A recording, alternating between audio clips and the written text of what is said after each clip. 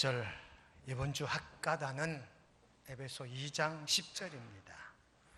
우리는 그가 만드신 바라, 그리스도 예수 안에서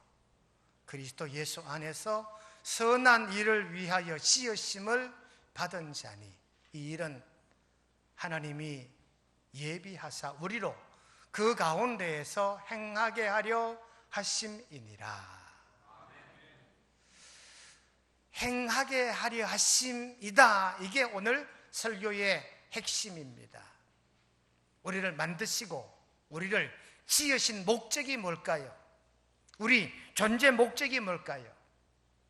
오늘 설교의 명제는 하나님 우리를 만드시고 지으신 목적을 알자, 존재 목적과 이유를 깨달아 살아가는 저와 여러분 되시기를 주님의 이름으로 축원드립니다. 여러분, 이 세상에 있는 모든 것, 어떤 사물이나 동물이나 식물이나 사람이나 존재 목적이 없는 것이 없습니다. 우리가 벽에 못을 하나 쳐도 목적을 가지고 치지요. 여러분, 모든 게 목적이라 있습니다. 피아노는 피아노대로 목적이 있고요, 오르간은 오르간대로 목적이 있고요, 이 마이크는 마이크대로 목적이 있습니다. 한 송이의 꽃도 자기가 가진 고유한 목적이 있다, 그 말이지요. 오늘 사물도 이러할진데 우리 하나님으로 지으심을 받고 만드심을 받고 창조된 우리 인간, 나 자신도 그 존재 목적이 있는 줄로 깨닫고 믿으시기를 주님의 이름으로 축원드립니다. 여러분, 우리 인생이 살아가는데 시계와 나침판이 있습니다. 두 개 중에 어느 것이 더 소중할까요?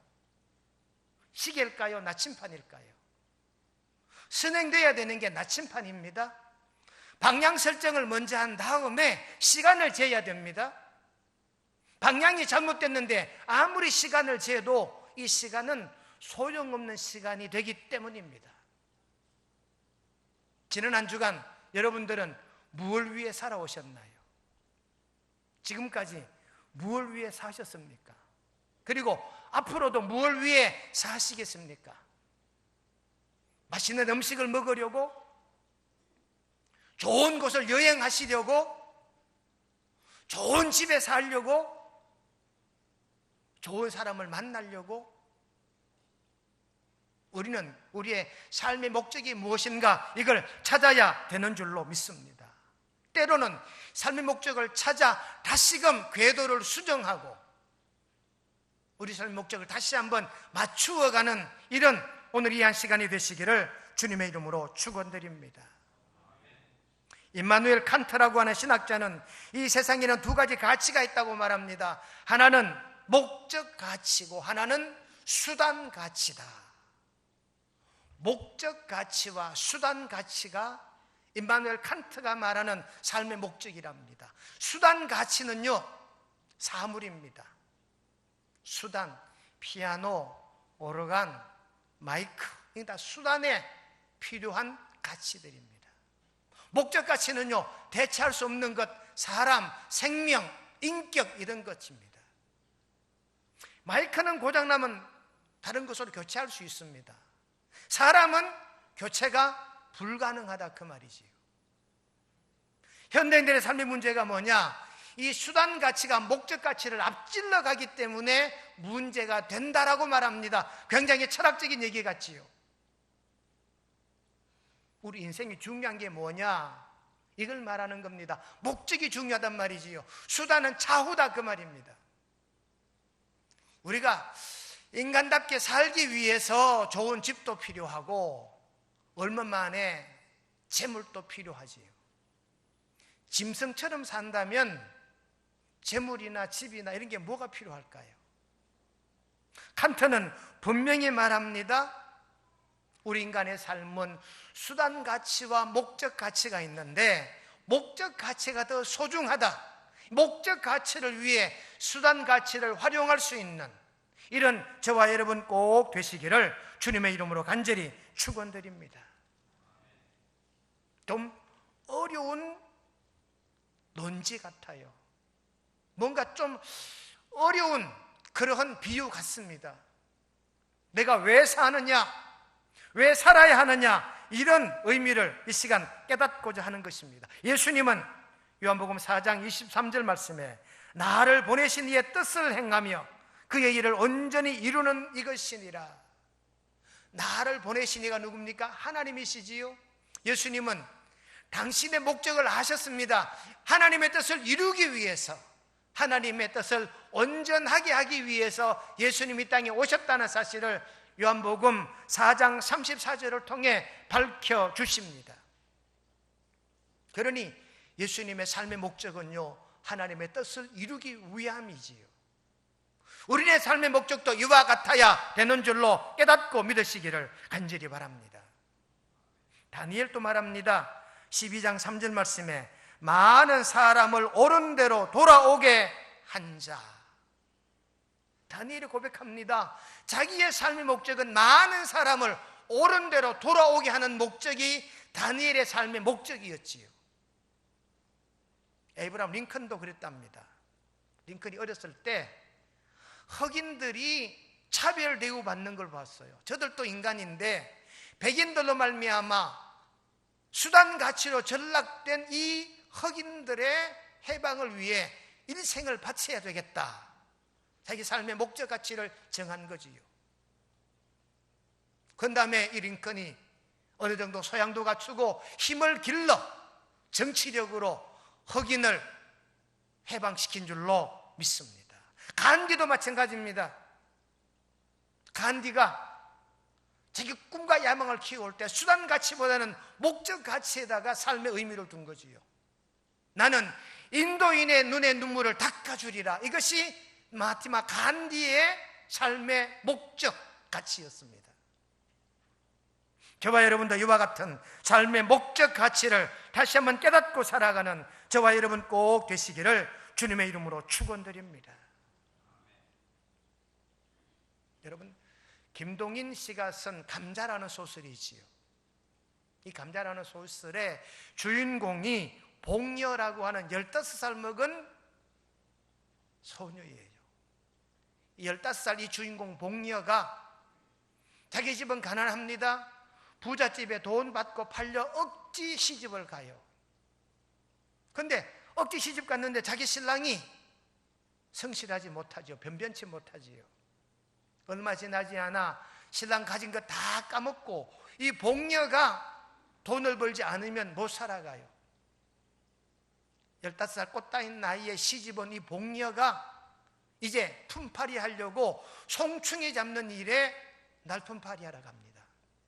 갔다가 이 송충이 잡는 이 일 감독관의 눈에 띄어요. 이 감독관이 엄룡하기 짝이 없지요. 복녀를 꾀입니다. 그 다음날 복녀가 얼굴에 분을 바르기 시작합니다. 옷을 야하게 입고 뒷동산에 송충이 잡으러 오르락 내리락 합니다. 점점 송충이 잡는 이 감독관과 가까워집니다. 그리고 몹쓸 짓을 합니다. 그리고는 복녀의 주머니가 조금씩 돈으로 채워집니다. 언제부턴가 복녀 집에 이제는 끼끌이 걱정하지 않을 때가 됐어요.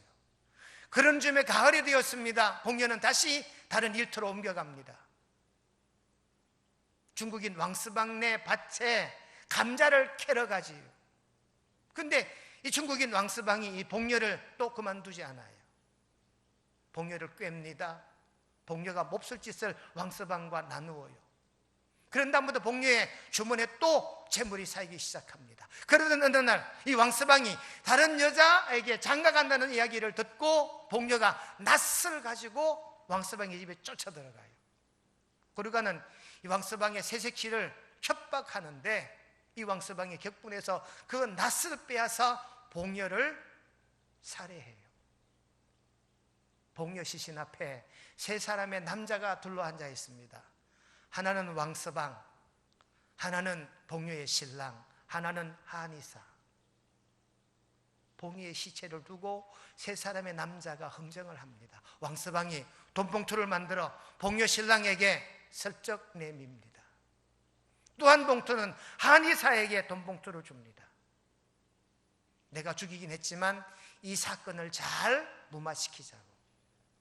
돈 받은 남편은 입을 다물고, 돈 받은 의사는 살해당한 것이 아니라 뇌출혈로 죽었다라는 진단을 내리고 복녀는 일생을 마감하게 돼요.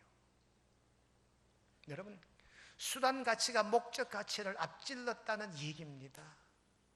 진정한 삶의 가치와 목적을 모르고 살아갔다는 얘기를 이 감자라는 소설은 다루고 있더라 그 말입니다. 여러분, 무엇이 소중할까요? 언젠가 호남지방을 갈 일이 있어 세미나 중에 호남지방을 가는 중에 고속도로 각 편에 이런 포스터가 붙은 걸 보았습니다. 무엇이 중한디? 무엇이 중한디? 저게 무슨 말일까? 고속도로변에 포스터처럼 붙은 게 무엇이 중한디? 생명이 중하다는 얘기지요. 그러니 안전운전하라는 얘기였습니다. 여러분, 무엇이 중할까요? 목적 가치보다 더 중요한 것이 무엇이 있을까요? 여러분, 사람의 생명보다 더 중요한 것이 무엇이 있을까요? 수단 가치보다 목적 가치를 다시 한번 깨닫고 나가는 저와 여러분 되시기를 주님의 이름으로 축원드립니다. 소크라테스는요, 시장판을 돌아다니며 구두 잘 만드는 집이 어디입니까? 물었대요. 그랬더니 많은 사람이 구두 잘 만드는 집을 가르쳐 주더래요. 소크라테스가 우리 이 시장에서 가구를 제일 잘 만드는 집이 어디입니까? 했더니 이 농을 잘 만드는 집도 가르쳐 주더래요. 소크라테스가 물었답니다. 사람을 가장 인격자로 만드는 곳이 어디입니까? 라고 물었더니 한 사람도 아는 이가 없더래요. 여러분, 뭘 말할까요? 물건보다 여러분, 우리가 가지고 있는 이 중요한 이 의미, 수단 가치와 목적 가치가 있는데 저와 여러분들의 삶의 의미는 이 목적 가치가 더 소중한 줄로 깨닫고 하나님의 뜻을 맞추어 사는 저와 여러분 되시기를 주님의 이름으로 축원드립니다. 여러분, 하늘에 북극성이 있지요? 무엇에다 씁니까? 나침반 대용이지요. 북극성은 항상 제자리에 있습니다. 하여 북극성을 보면 방향을 감지할 수가 있다고 하는 것이지요. 그래서 여러분, 옛날에 많은 항해사들이나 여행자들은 항상 북극성을 보고 방향을 가름했다고 합니다. 근데 요즘은 전자장비가 있기 때문에 괜찮대요. 근데요, 이 전자장비도 한 달에 한 번 정도는 북극성을 쳐다보고 방향을 맞추어 줘야 된답니다. 요즘은 이것이 다 자동으로 업데이트 된다고 합니다. 여러분, 우리도 마찬가지입니다. 일주일에 한 번 아니면 한 달에 한 번 정도는 예수님의 그 삶을 통하여 나의 삶의 방향을 바로 잡아가는 저와 여러분 다 되시기를 주님의 이름으로 축원드립니다. 모든 전자장비가 북극성을 보고 방향을 잡아놓듯이 저와 여러분도 예수님을 통하여 삶의 방향을 잡아가는 명생의 권속들 지혜로운 신앙의 삶이 꼭 되시기를 주님의 이름으로 축원드립니다. 우리가 존재 가치가 있어야 돼요. 요즘은 교회마다 학생회가 많이 지금 침체되어 있지요. 저희들이 고등학교 다닐 때는 포항시 기독학생 축구대회라는 게 있었어요. 지금 포항시 내 각 교회 고등학생들 중에 축구팀이 나오는 거지요. 많이 나왔던 해는 32팀이 나온 적도 있고요. 1회 대회 때는 12팀이 나왔어요. 우리 포항 송도교회 우승했는데요. 우리 포항 송도교회는 항상 우승 후보였습니다.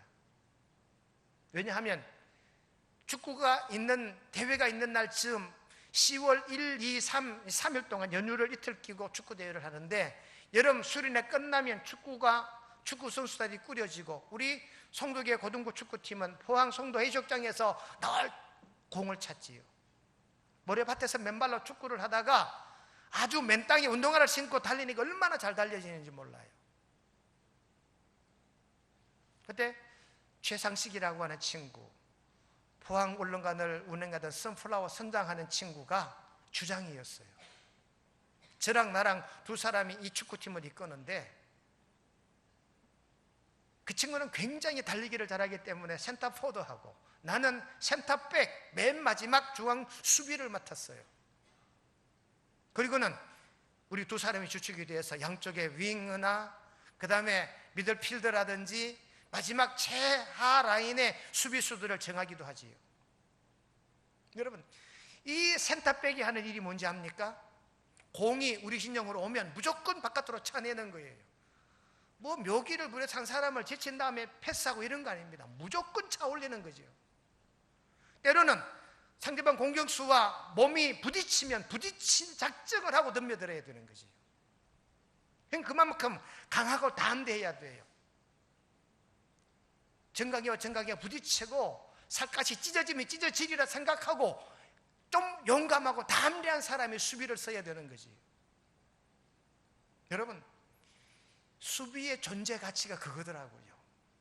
무조건 때로는 상대방의 공격수가 오면 때로는 위협도 줄 수 있어야 된다. 그래야 상대방 공격수가 우리 진영 수비수를 맞닥뜨릴 때 겁을 먹고 함부로 못 달려든다는 거지요. 여러분, 제가 뭘 말씀드리려고 하느냐? 존재 가치입니다. 수비수에 꼭 맞으면 수비하는 자리에 있어야 되고 공격하게 적합하면 공격수 자리에 있어야 돼요. 이도 저도 아니면 선수단에 낄 수가 없지요. 응원이나 해야 되는 거지요. 여러분, 우리의 삶이 이렇습니다. 하나님은 우리를 창조하시되 목적을 가지고 창조하셨고 목적이 있기 때문에 나를 하나님의 종으로 우리를 그리스도의 백성으로 불러주신 줄로 깨닫고 믿으시기를 간절히 바랍니다. 골로새 1장 16절에 보시면 만물이 다 그로 말미암고 그를 위하여 창조되었고 만물이 다 그가 누굽니까? 하나님이시지요. 우리는 다 하나님으로 말미암았고 하나님을 위하여 창조되었느니라. 골로새 1장 16절은 기록을 하고 있습니다. 여러분, 아드 밀러라고 하는 사람이 쓴 소설이 있습니다. 아드 밀러. 어느 셀러리맨의 죽음. 이 아드 밀러의 이 주인공이요, 자기는 열심히 물건을 팔아서 돈을 많이 모으고 자식들도 셀러리맨 만들려고 작정을 합니다. 그리고는 열심히 셀러리맨으로 살아갑니다. 그렇게 성실히 살아감에도 불구하고 회사 형편이 여의치 않으니까 이 셀러리맨 회사에서 쫓겨나요. 절망한 나머지 이 셀러리맨이 자살을 해요. 그런 다음에 이 셀러리맨이 묻어있는 무덤 앞에 이 자식들이 둘러앉아 아버지는 삶의 목표가 잘못 정해졌습니다. 여러분, 나침판의 방향을 잘못 맞추었는데 아무리 시간 맞춰 가본들 무슨 소용이 있을까요? 저와 여러분들의 이 나침판 예수 그리스도, 우리는 이 어떤 삶의 가치를 가지고 있는데 여러분, 목적 가치여야지 수단 가치로 전락되지 않기를 주님의 이름으로 축원드립니다. 그렇다면 목적 가치가 어떤 존재일까요? 첫째, 우리는 하나님을 기쁘시게 하는 삶을 살아야 되는 줄로 깨닫게 되시기를 간절히 바랍니다. 나의 존재 목적 첫 번째, 하나님을 기쁘시게 하는 겁니다. 한번 따라하십시다. 하나님을 기쁘시게 합시다. 이게 우리가 사는 첫 번째 목적입니다. 시편 43편 4절이 말합니다. 시편 100편 2절이 말합니다. 원명국 목사의 말이 아니고 성경의 말씀이에요. 하나님을 기쁘시게 하는 것이 우리의 삶의 목적이라고요. 내가 하나님의 제단에 나아가 나의 큰 기쁨에 하나님께 이르리이다. 시편 100편 2절에 기쁨으로 여호와를 섬기며, 또 요한계시록 4장 11절에 보니까 영광과 존귀와 권능을 받으시는 것이 합당하오니, 시편 149편 4절에 여호와께서는 자기 백성을 기뻐하시며. 그러니 여러분, 우리의 이 목적 가치의 1번이 뭐냐? 하나님을 기쁘시게 하는 겁니다. 우리 명성교회 신앙 정체성이기도 하지요. 하나님을 기쁘시게 하는 교회. 저와 여러분들이 살아가는 첫 번째 목적이 하나님을 기쁘시게 하는 것임을 깨달아 들으시기를 축원합니다. 그러면 어떻게 하는 것이 하나님이 기뻐하실까요? 내 자리를 잘 지키는 것. 우리가요 여러분, 자식이 좋은 일을 했기 때문에 부모가 기뻐하는 것보다 자식이 내 자식이기 때문에, 아무리 못난 녀석이라도 내 자식이기 때문에 그 자식 때문에 기뻐하는 것이 부모잖아요. 그와 같은 이치가 우리 하나님 앞에 내가 내 자리를 잘 지킬 때 우리 하나님이 기뻐하시는 줄로 깨달아 믿으시기를 주님의 이름으로 축원합니다. 우리가 서로 사랑하고 살 때 하나님은 기뻐하셔요. 마태복음 22장 37절 38절에 보니까 마음을 다하고 목숨을 다하고 뜻을 다하여 하나님을 사랑하고 내 이웃을 사랑하라. 이게 내 자리를 지키는 것, 하나님을 사랑하는 것이고요, 내 이웃을 사랑하는 것이 하나님께 기쁨을 드리는 것인 줄로 깨닫고 믿으시기를 간절히 축원합니다. 그러니 자리를 지키는 게 뭘까요? 예배라는 거지요. 하나님이 나 때문에 기뻐하시는데 내 예배 자리를 잘 지킬 때 하나님이 나를 통하여 기뻐하시는 줄로 깨닫고 믿으시기를 주님의 이름으로 간절히 축원드립니다. 나의 예배 자리가 수시로 비어있다, 자식의 자리가 수시로 비어있다, 여러분, 하나님이 나를 기뻐하시는데 내가 내 자리 지킬 때, 내가 예배자로 온전히 예배자로 서 있을 때 하나님은 나 때문에 기뻐하시는 줄로 깨닫고 믿으시기를 바랍니다. 우리가 하나님께 존귀 영광을 돌릴 때, 계시록 4장에 기록된 그대로입니다. 우리가 하나님께 존귀 영광을 올려드릴 때 하나님 비로소 기뻐하신다는 것이지요. 요리문답 1항, 인간의 제일 목적이 뭐냐? 하나님께 영광 돌리는 것이잖아요. 여러분, 성 베드로 성당을 지을 때 많은 석공들이 대리석을 가져다가 열심히 다듬기 시작합니다. 쇠망치에 정을 들고 대리석을 쪼아내기 시작합니다. 어느 날 공사 현장에 교황이 오셨대요. 교황이 석공들을 돌면서 격려를 합니다. 한 석공을 찾아가, 당신은 무엇 때문에 지금 이 예배당에 와서 이 대리석을 정으로 쫓고 있습니까? 이 대리석을 다듬고 있습니까? 그랬더니 이 석공이 벌떡 일어나서 교황 앞에 머리를 조아리며, 예, 교황 폐하, 저에게는 자식이 있고 아내가 있습니다. 저 자식을 먹여 살리려다 보니 제가 지금 이 자리에 와서 이 일을 하고 있습니다. 교황이, 아, 그러시군요, 열심히 수고해 주십시오. 교황이 또 다른 석공에게 묻습니다. 당신은 어떤 마음으로 이 대리석을 다듬습니까? 이 대리석을 다듬던 이 석공 역시 벌떡 일어나더니 교황 앞에 머리를 조아려, 예, 교황 폐하, 저는 하나님의 성전을 아름답게 짓는다는 이 기쁨으로 지금 이 대리석을 다듬고 있습니다. 교황이 그랬대요. 먼저 번에 얘기한 사람도 솔직한 자기 고백이고, 지금 나중에 얘기한 사람은 솔직한 자기 고백이지만, 진짜 삶의 목적과 의미를 알고 진짜 보람된 삶을 사는 사람, 수단 가치보다 목적 가치를 가지고 사는 사람이 바로 당신이니 나는 당신에게 축복하겠소 하고 교황이 두 번째 석공에게 복을 내렸다는 이야기입니다. 사도 바울은 이와 같은 일을 이렇게 표현합니다. 내가 달려갈 길과 주 예수께 받은 사명, 하나님 은혜의 복을 증언하는 일을 마치려 하며 나의 생명조차 조금 더 귀한 것으로 여기지 아니하노라. 사도행전 20장 24절입니다. 이 말을 오늘 첫 번째 대지에 맞추면, 목적 수단으로 사는 사람은 여러분 가치 수단을 하나도 소중히 생각지 않는다. 다시 말하면 내가 하나님을 영화롭게 하는 일에는 내 생명조차도 아깝게 여기지 않는다는 얘기입니다. 그러니 하나님의 기쁨이 우선이라고 하는 사도 바울의 이 고백이 오늘 저와 여러분들의 신앙 고백이 되시기를 간절히 바랍니다. 하여 첫 번째 대지입니다. 내가 사는 목적, 하나님의 기쁨을 위하여 존재하는 저와 여러분 다 되시기를 주님의 이름으로 축원드립니다. 두 번째 존재 목적은요, 오늘 2장 10절에 선한 일을 위하여 씌으심을 받은 자라고 기록하고 있습니다. 하나님의 선하신 일을 위하여 씌으심을 받았고 만들어진 존재가 바로 저와 여러분들이에요. 우리가 해야 할 하나님의 선한 일이 뭘까요? 바로 사명 감당이지요. 내가 서 있는 환경에서 내가 알고 있는 지식을 총동원하여 내 가진 달란트를 총동원하여 하나님의 선한 일을 위해 애쓰고 수고하는 저와 여러분 되시기를 주님의 이름으로 간절히 축원드립니다. 말틴 루터가 말합니다. 직업 소명론을 말합니다. 의사는 의사 일을 하면서 사명을 감당하는 겁니다. 사업가는 사업을 하면서 선한 일을 하는 겁니다. 꼭 목사가 돼야 되는 게 아니고 꼭 선교사가 돼야 되는 일이 아니다 그 말입니다.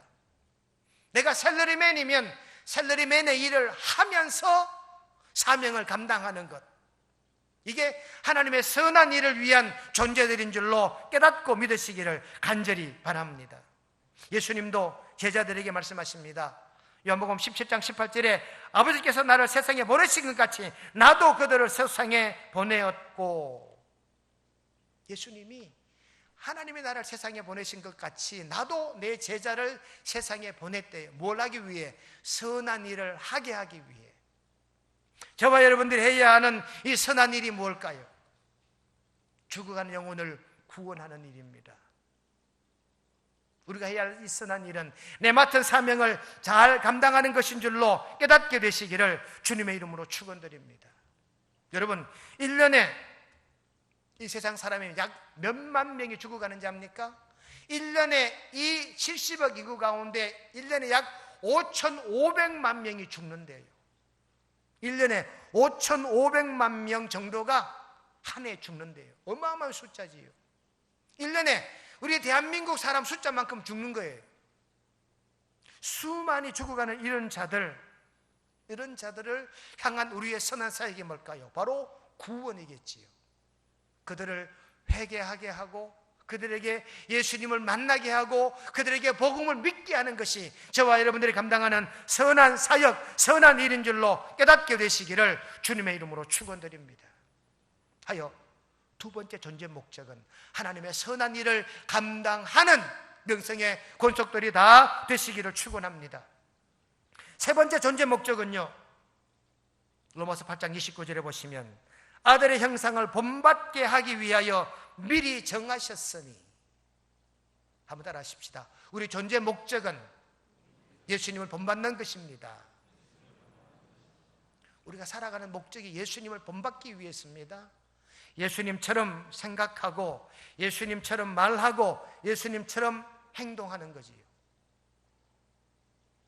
로마서 15장 5절에 보니까 이제 인내와 위로의 하나님이 너희로 그리스도 예수를 본받아 서로 뜻이 같게 하여 주사. 예수를 본받아. 디모데후서 1장 13절에도 사도 바울이 디모데에게 한 말입니다. 내가 들은 바 바른 말을 본받아 지키고. 예수님의 성품을 본받는 것입니다. 예수님을 따라 사는 삶이 저와 여러분들의 삶의 목적이 되는 줄로 깨닫고 믿으시기를 주님의 이름으로 간절히 축원드립니다. 사도 바울은 빌립보 교우들에게 1장 6절에 너희 안에서 착한 일을 시작하신 이가 그리스도 예수의 날까지 이루실 줄을 우리가 확신하노라. 그러니 여러분, 예수님의 그 삶의 원칙, 예수님의 성품, 예수님의 인격을 닮으려고 애쓰고 노력하는 이런 삶이 저와 여러분들의 삶의 존재 이유가 되고 목적이 되시기를 주님의 이름으로 간절히 축원드립니다. 오늘 말씀의 결론입니다. 지금까지 뭘 위해 살아오셨고, 지난 한 주 무엇 때문에 사셨고, 이번 한 주는 뭘 위해 사시렵니까? 앞으로 20년, 30년을 무엇을 위해 사시려고 합니까? 잘 먹기 위해서, 잘 입기 위해서, 많은 혜택을 누리기 위해서? 오늘 성경은 우리에게 예수님의 기쁨을 위해, 하나님의 선한 일을 위해, 예수님을 본받기 위해 삶의 목적을 정해주신 줄로 믿고 깨닫, 이런 삶의 목적을 바로 실행하여 옮겨 사는 저와 여러분들의 삶이 되시기를 주님의 이름으로 축원드립니다. 거룩하신 하나님 우리 아버지, 하나님이 만드신 바가 우리입니다. 지으심을 받은 자도 우리입니다. 우리로 귀한 일을 행하게 하시려고 우리를 만드시고 지으신 줄 믿습니다. 오늘 이 시간 우리의 삶의 목적을 다시 한번 깨달아 예수님으로 방향을 재조정합니다. 하나님을 기쁘시게 하는 삶의 목적, 하나님의 선한 일을 하기 위해 삶을 사는 목적, 예수님을 닮아가는 삶의 목적을 가지는 우리 명성의 온 권속들 되게 이끌어 주시옵기를 예수님의 이름으로 기도드리옵나이다. 아멘.